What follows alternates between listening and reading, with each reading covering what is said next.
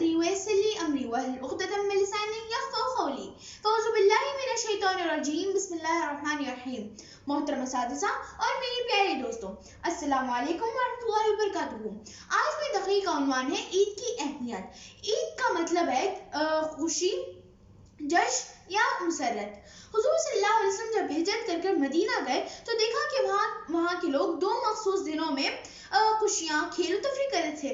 تو آپ صلی اللہ علیہ وسلم نے ارشاد فرمایا کہ اللہ نے تمہیں دو دنوں کے بدلے دو بہتر دن عطا فرمائے ہیں، ایک ہے عید الفطر اور دوسرا ہے عید الاضحیٰ۔ محترم سامعین کرام، مسلمانوں کی دو عیدیں، ایک رمضان المبارک کے روزوں کے اختتام پر یعنی کہ شوال کی پہلی تاریخ کو اور ذوالحجہ کی 10 تاریخ کو عید کا دن یعنی کہ انعام کا دن ہے۔ حضور صلی اللہ علیہ وسلم نے ارشاد فرمایا کہ عید کی صبح اللہ تعالیٰ اپنے فرشتوں کو ہر شہر، ہر بستی میں بھیجتا ہے اور ہر فرشتے پکار پکار کر کہتے ہیں کہ اے محمد صلی اللہ علیہ وسلم کی امت، چلو نکلو اپنے گھروں سے اور چلو اپنے پروردگار کے پاس، کیونکہ تمہارا پروردگار بہت زیادہ دینے والا اور بڑا قصور معاف کرنے والا ہے۔ محترم سامعین کرام، عید الفطر میں فطرہ دینا اور عید الاضحیٰ میں قربانی کا گوشت بانٹنے کے ذریعے ہم تمام غربا اور رشتہ داروں کو اپنی خوشی میں شامل کرتے ہیں۔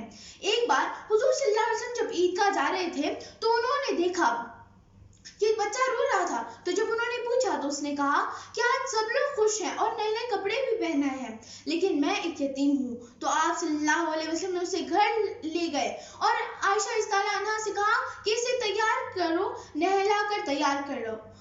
محترم سامعین، یہی ہے وہ جذبہ، یہی ہے وہ احساس، یہی ہے وہ شوق جو ہر مسلمان کے اندر عید الفطر کی خوشی میں بھی زندہ رہتا ہے۔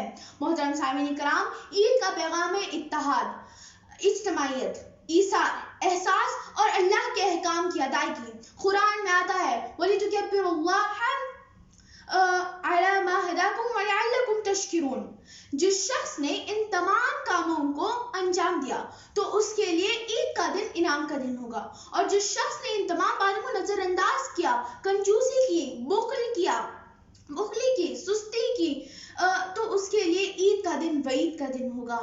محترم سامعین کرام، آئیے ہم اللہ تعالیٰ سے دعا کرتے ہیں کہ اللہ تعالیٰ ہمیں عید کا دن نصیب فرمائے اور اللہ تعالیٰ ہمیں کہنے سننے سے زیادہ عمل کرنے کی توفیق دے۔ آمین۔ وآخر دعوانا ان الحمد للہ رب العالمین۔